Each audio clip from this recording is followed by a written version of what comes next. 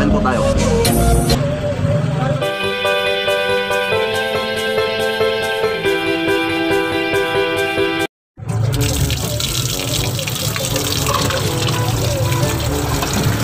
Isang mapagpalang araw na naman sa inyo mga katribo.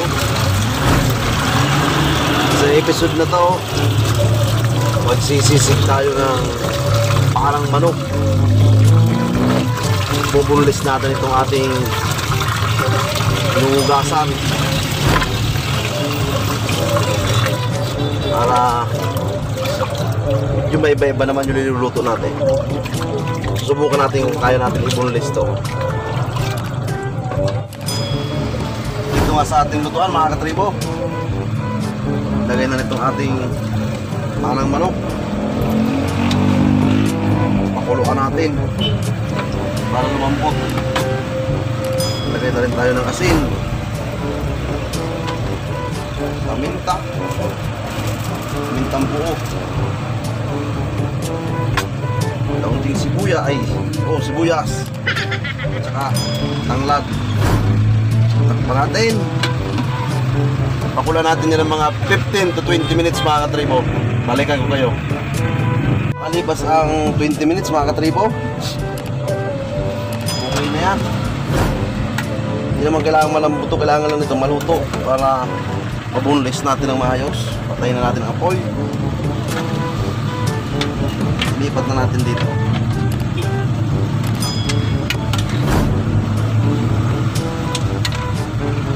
Yung kaldo nito mga katribo, kailangan natin yan maya maya. Gagawa tayo ng soup. Pinakulo nating parang manok mga katribo, bababad natin ito sa tubig para hindi malusak.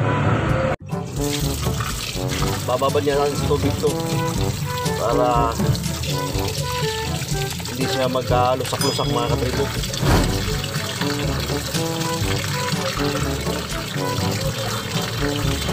Ano nga mga katribo yung ating pinalamig at pinutong parang manok. Subukan na natin pulis ito.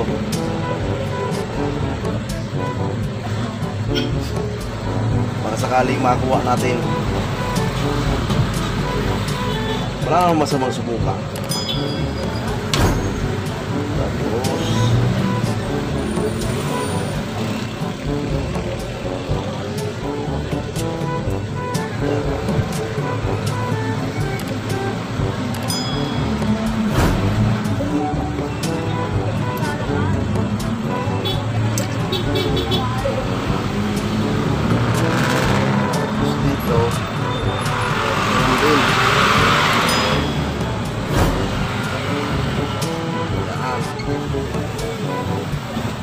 importante,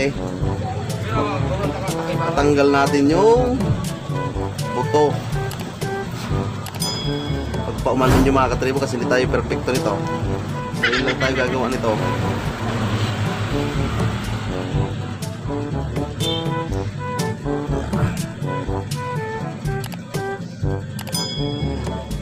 Ayun,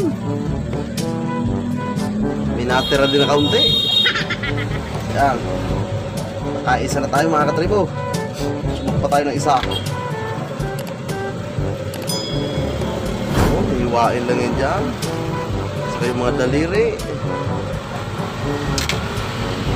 Tapos grill.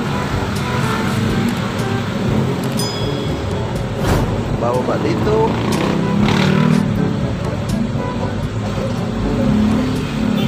Pinakita ko nito mga katribo, hindi na inaano, hindi na pinapakuluan. Galing niya magbunlis nito. Pero tayo dahil hindi marunong, subukan lang natin.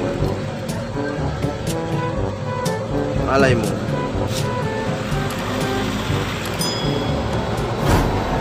O, diba? Meron pa, may buto pa.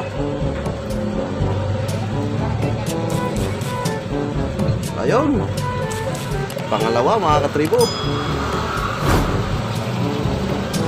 Ganun lang ang proseso mga katribo. Tutuloy-tuloy lang natin to. Mamaya papakita ko na lang sa inyo yung finished product natin. Ano mga katribo yung nabunlis natin, oh. Medyo bubuo pa naman yung iba. Tara mga katribo, lutuin na natin ito. Dito nga sa ating lutuan mga katribo, nagpainit na tayo ng mantika. Lutuin na natin itong ating binoneless na paa ng manok. Iniwa-iwa ko na ito mga katribo.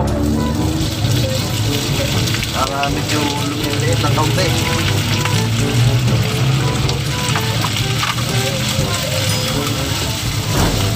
Lutuin natin siya para medyo lumutong-lutong.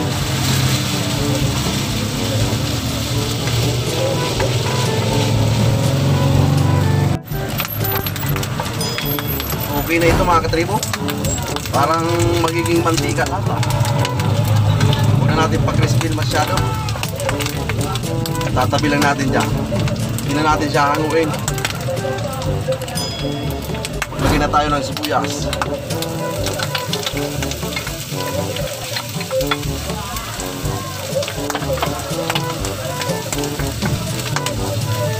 Ito yung tinatawag na sisig bundok.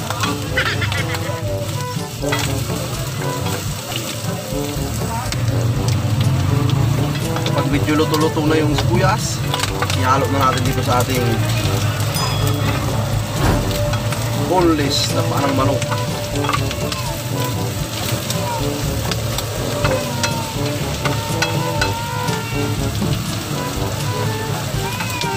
Mas marami pa yata yung sibuyas mga katribo.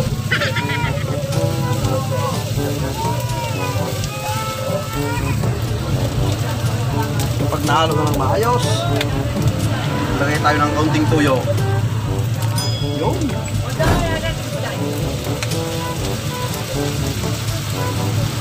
Siling green, siling pula, paminta, at saka mayonnaise na kaunti. Okay na. Haluin ulit natin. Ganito lang kasimple ang gagawin nating sisig mga katribo.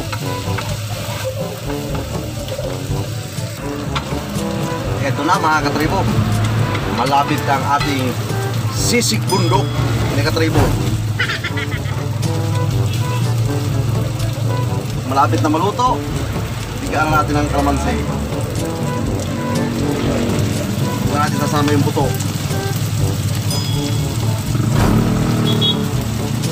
Na 3 piraso lang.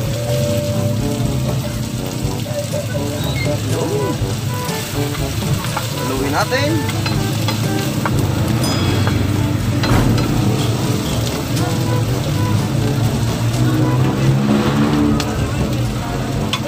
Patay na nga po eh. Ayan na mga katribo, luto na ang boneless chicken feet ni katribo. Tara mga katribo, kainan na tayo.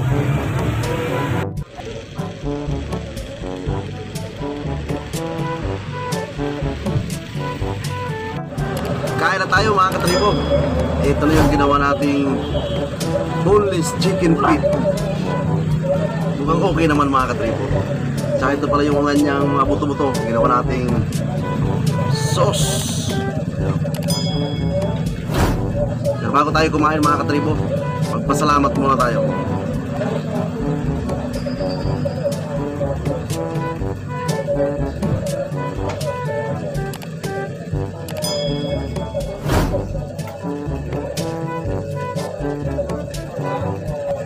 Yup, kainan na mga katribo. Testingin na natin to.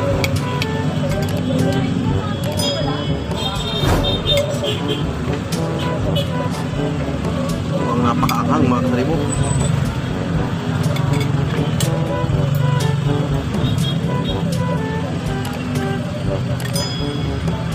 Kain po tayo.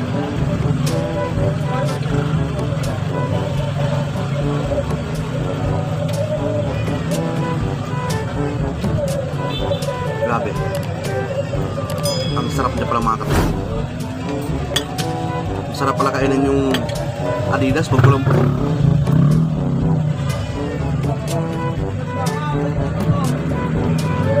Ito soup.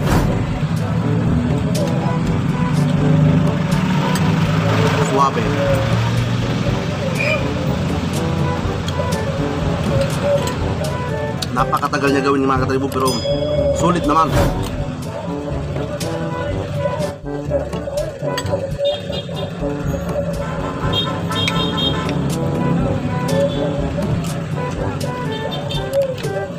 Sulit ang pagod mga katribo.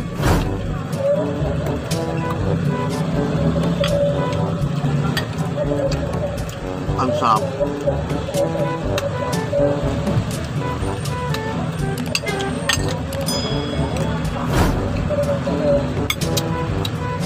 Simpleng sangkap na ilalagay natin. Hindi mo maisip na ganito kasarap mga katribo. Grabe.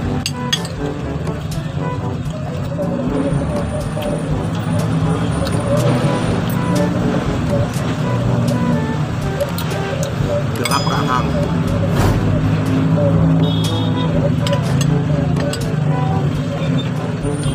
Mas maanghang.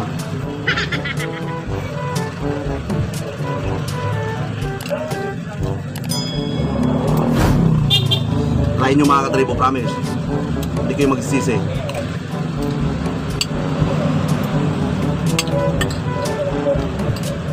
Matrabaho lang ng kaunti.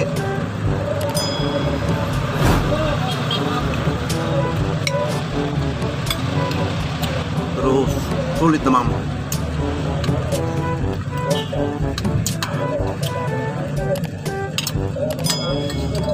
Siguro magtataka kayo mga katribo, bakit walang itlog, walang kahit butter. Madikit kasi ito eh. Sabi ko baka pag nilagyan ko ng butter o itlog, mamuo, parang ano lang, scramble egg ang nakalabasan. Hindi ko nilagyan. Pero suabe. Maraming mga katribo. Ang sarap niya, ulang. Ang sabaw.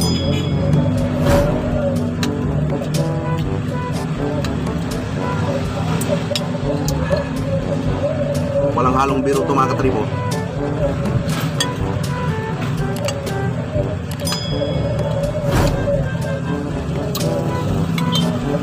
Bawas-bawasan nyo lang kaunti yung anghang. Talagang napakahang. Sumisipol na naman.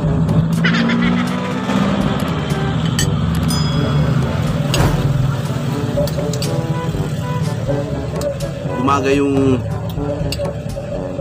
puting sibuyas. Matamis-tamis.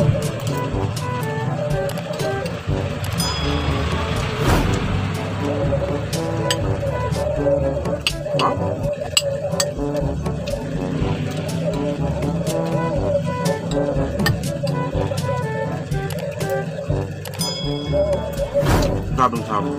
Ito lang.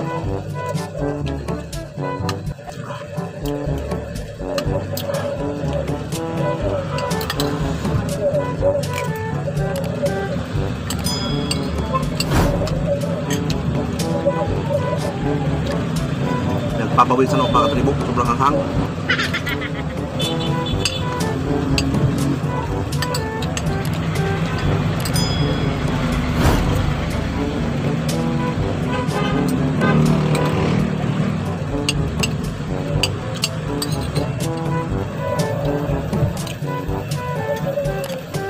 Sabi?